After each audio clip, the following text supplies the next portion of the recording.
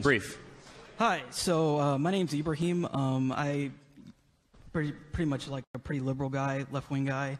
I disagree with the people who were going shouting people down. I don't think that's the correct way to address our differences. I just want to ask people questions. And actually, that's something that I really appreciate Dave Rubin for, is that we should have these differences out and talk about them and have a dialogue. And ironically, I actually came to another event where you were the speaker, and actually my question got censored out of the event, which is very interesting. So it was a free speech event, and they censored the questions. What's your question? You're talking about? You asked your question. I remember you. But it was taken off of your video that was uploaded on your site. Oh, it was literally edited out. Anyway, so yeah, we're on my channel. This has nothing to do with you, although okay. No, I never said that. I never said that. But it did get edited out. It was there. Hold on, buddy. You were not censored. You were in the live stream, and we're putting our Q&As after the live events as a behind the Patreon wall. Yeah. Okay. Yeah, that's how I run my business. That's fine. Is that your question? I'm not telling you what to do. Yeah, you were not censored in that you asked your question. What's your question, man? Yeah. Okay, so you guys brought up immigration a lot, and Charlie and I forget your name, just had some Candace. blatant lies. So Charlie Name one. Said, Name one. You said that illegal immigrants have a very high crime rate. If you look at and you cited some Arizona statistics. Yeah. If you cite the FBI statistics, immigrants, even illegal immigrants, have a lower crime rate than the average of the U.S. population. That is a fact. So you're cherry picking some stats, which is interesting. Secondly, it's very interesting that you guys say that illegal immigration is bad for black people because they compete for our labor.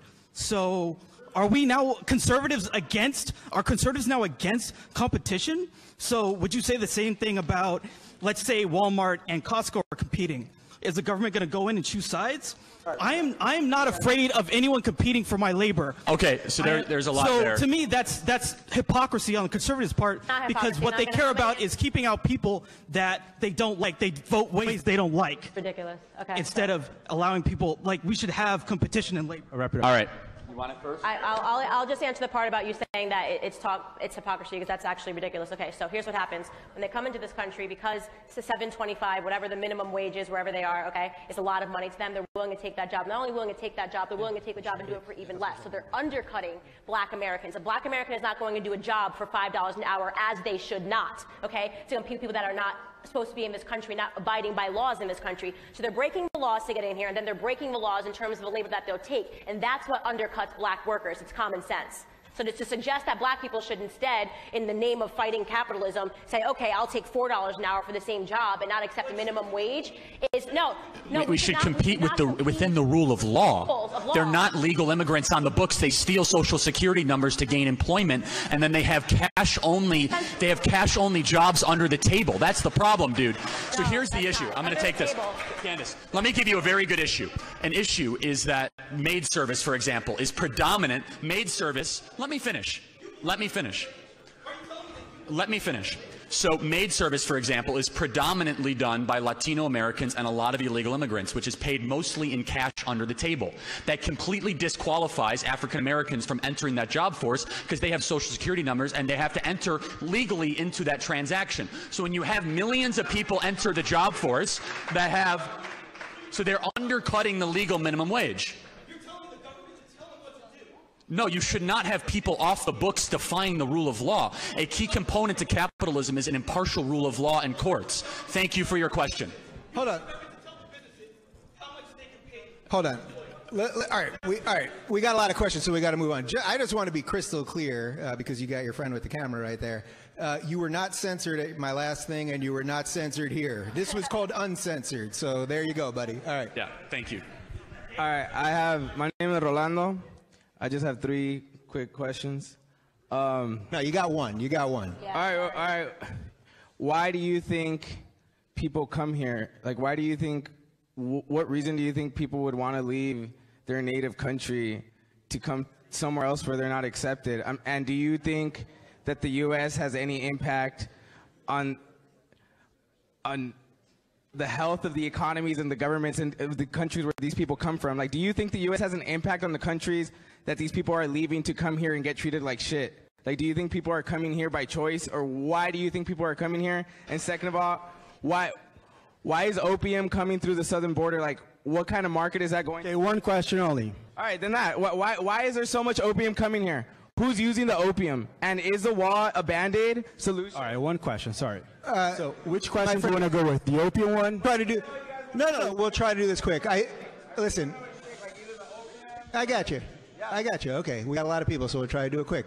Everyone is coming here because virtually everyone on Earth, if they can come here legally, will make a better life for themselves. They will have. It's just true. Everyone comes here, and if you play by the rules and you work hard, you will make a better life, not only for yourself, but for your children. That has been the story of America. Is it a perfect story? It isn't, just as I said before. But that's why everyone's coming here. That's why everyone still wants to come here, and that's why nobody leaves. All right, next question. Which is remarkable that people saying that America is an I actually have a question mostly for Charlie Kirk, but if Dave and Candace want to come in, it's perfectly fine. So I have a question for my friend Paul Joseph Watson. Okay. He would like to know exactly where you stand on Syria. So right now, a lot of Trump supporters, you didn't vote for Trump, did you? But you jumped on the Trump wagon after his first. Did you vote for Trump? Me? Yeah. Oh, I voted for Trump. Oh, okay. Just make sure. I worked on his campaign. Like, I traveled the country with Don Jr. and Eric, and like was there on election night. I voted for Trump.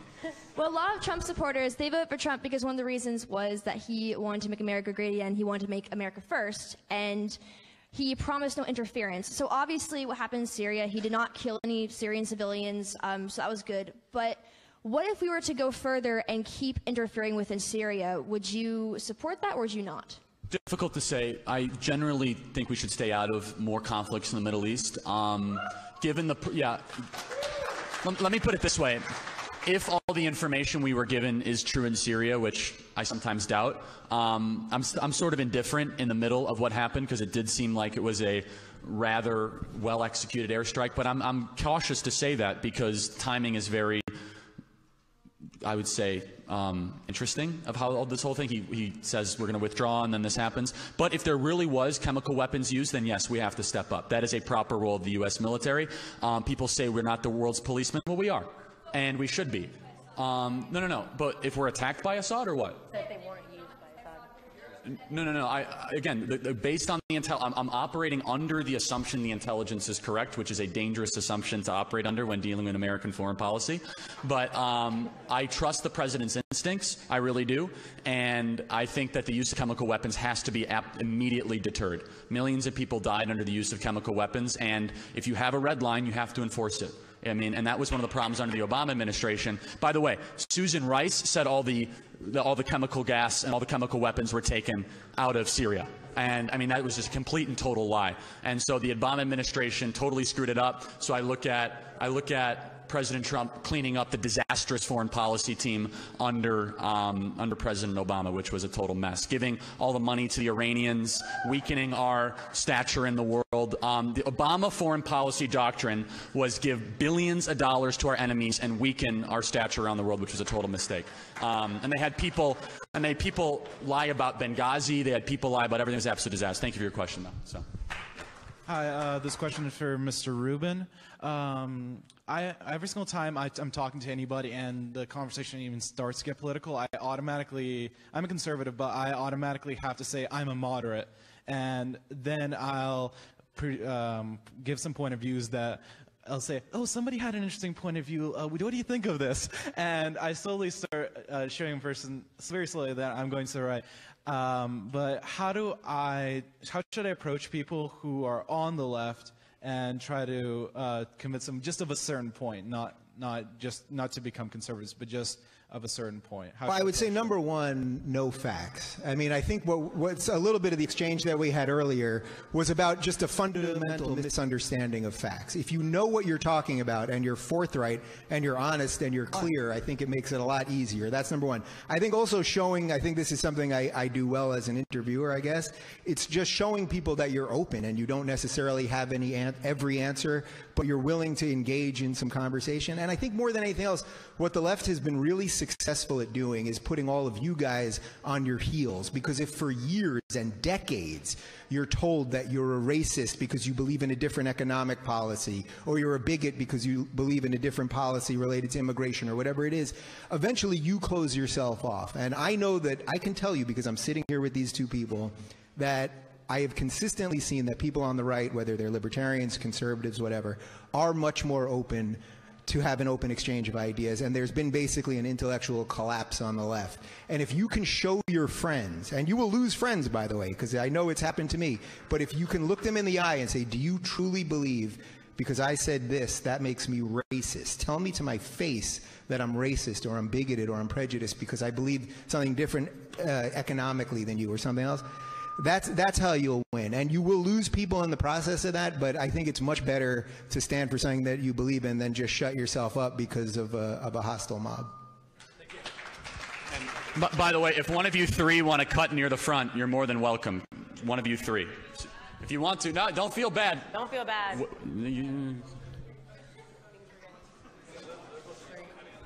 Yeah. Good, by the way. That was good. I'm going to steal that. Go ahead. Here, why don't we jump here? But disagreement, guys. Is it all disagreement? Every one of you disagree? We want disagreement. That's what this is about. All right. Okay. So my name is Michael. I'm an environmental science major here, and as you can imagine with environmental science, like I'm kind of a liberal guy, but often in classes here, it can just feel like, people are circle jerking, saying, fuck Trump, and it's very much that attitude. So I understand how you're frustrated with that. At the same time, the way that you guys are frustrated, I can tell you guys are frustrated, we're tired of people assuming that conservatives are racists or bigots. It kind of frustrates me to see that you guys, it almost feels like you're monolithing this school, the left is beyond hope. You're saying that a lot of the people here are just these ridiculous, almost fascist people who won't hear other people's ideas. And with my experience in Berkeley, even with the most liberal professors I've had, they've always encouraged conservative people to speak. Most of the people here I know, there's definitely, you're shaking your head. There's definitely people who are not like that. But I'm in some pretty liberal classes, and for the majority, I feel like people do kind of want conversation and aren't just dicks about it. Maybe they're set in their views. I don't know if you can actually change somebody else's views, but have you ever thought about that? How do you feel? Do you think that you're monolithing the left to any degree here in the same way that they might monolith you? Well, I can tell you that I don't monolith the left because I was part of the left, and I understand that you have to view people as individuals. So first off, I'll go on the assumption that everything you said there is true, and that's refreshing. And those are the people that should be here, and I'm glad you're here. And I think everyone else is glad that you're here, because that's what it's all about, is exchanging some of these ideas. And here, you know what? Look, as an environmental, science major, environmental science, is that what you said? Look, this is a great place to have a really interesting discussion about science and what the role of government. We just did a show a couple weeks ago about, are there small government answers to climate change? I mean, that's a great place to have discussion, and that shouldn't be owned by the left or the right. Should it be government? Should it be private industry? It's a great place to have discussion. But this is, again, why you have to treat people as individuals. So yes, can all of us, including myself, occasionally be sloppy with language? And when you say the left, does that mean every single person? Of course not, but sometimes we have to use shorthand to get big ideas across. And we all make mistakes, and I try to be as clean as possible. And you really just do the best you can do. I agree with you. But I think it's a good question. Right. What we're talking about is the extreme left. We're talking about people that we saw in here before we got out of thought that were screaming down and saying things. We're talking about people that say USA, like where we live, is a racist channel. We're talking about people that are trying to tell us that America is just as racist today as it was when my grandfather was coming back. That's what I identify as the extreme left. What you just did, saying you're leftist, I mean, that's normal. You had a dialogue, and you're being answered respectfully because you're not saying things that are so out of this world. I can't get my mind around it, right? I'm always ready to have a civil discourse. My sisters are liberals, right? We get along in this great big family. I'm in a family of liberals. I'm black. I grew up a liberal. But when you start saying these extreme things like that, like we've seen today, it's very hard for us to level, and that's exactly what we're talking about. And maybe we should be using the words extreme left. Thank you for your question. Hi, everyone. Oh my God, sorry, I get nervous in front of talking to people. Okay, so I definitely agree that, there has to be some form of illegal, immigration, some kind of law with that, because I definitely don't agree that just everybody should be able to come here, right? I think they should do things the right way, but I also know that it's extremely difficult. So oh my gosh, I'm sorry, I'm blanking out. Okay, so I've seen that we've progressed. Like, we definitely have progressed. Like, I just think that, like, I want you to acknowledge this. I don't know if you do or not. That, like, for example, you asked why black people aren't, like, the reason why there's not as many black people in universities is because they're not applying. But then we have to see as, like, why are they not applying? So I feel like they lack, like, minorities in this country lack a lot of resources. Like, it's definitely possible. Like, we've seen it happen. Like, I mean, that's why I'm here, right? But it's not as easy as it is for, like, you know, some white people. And I just want that, like, acknowledgement, because it seems as though it's like we're saying everybody starts off at the same pace and there's no, you know. Of course, we've never said everyone starts off at the same pace. That's I know, I just wanted to know. I grew up in a really rough environment, right? That's not the way that Charlie Kirk grew up. But that's not because, so there's no such thing, it's not, right? It's a little bit different. Hey, the northwest suburbs of Chicago can be really rough, Candace. And I agree with you, and I'm glad that you were able to calm down really rough. More of a civil discussion, because this is what I like to talk about, okay? So, what we're talking about is not white privilege, it's economic privilege, okay? Anybody can aspire to economic privilege. If you work really hard in this country, you can someday have your own company and run your own thing if you're willing to work hard and do that, right? So, can I do my thing? I love your question. I'm really glad you're here. Can I ask you 3 quick questions? You graduated high school, right? You don't yet have a kid, I'm guessing? Okay. And do you have a job of some sort? Okay, so you, based on those 3 great choices, are nearly guaranteed to not live in poverty in America. That has, let me finish.